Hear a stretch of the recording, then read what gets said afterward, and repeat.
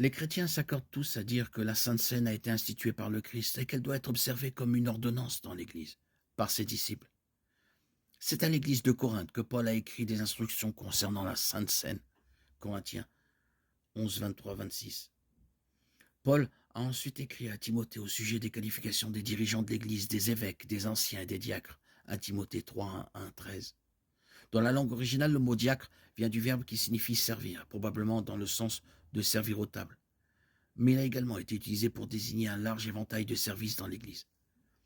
En raison de la connotation de service à table dans le mot diacre et de la centralité de la Sainte Seine dans le culte de l'Église primitive, il y a de fortes indications que le service des éléments de communion était une fonction importante des diacres.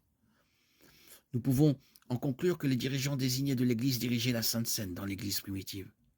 Cependant, il n'existe pas de passage biblique qui donne des instructions précises sur la manière de procéder.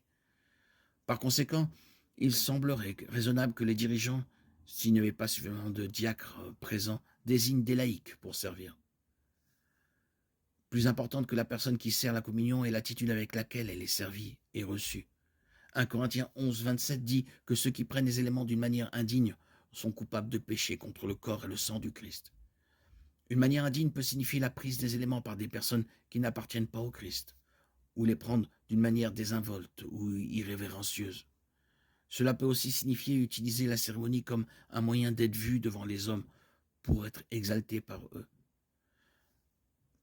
Le verset 28 donne les critères pour servir et participer à la Sainte Seine.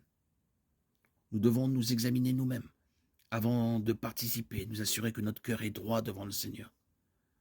Alors, les servants et les receveurs peuvent être sûrs de plaire à Dieu lorsqu'ils participent à sa communion.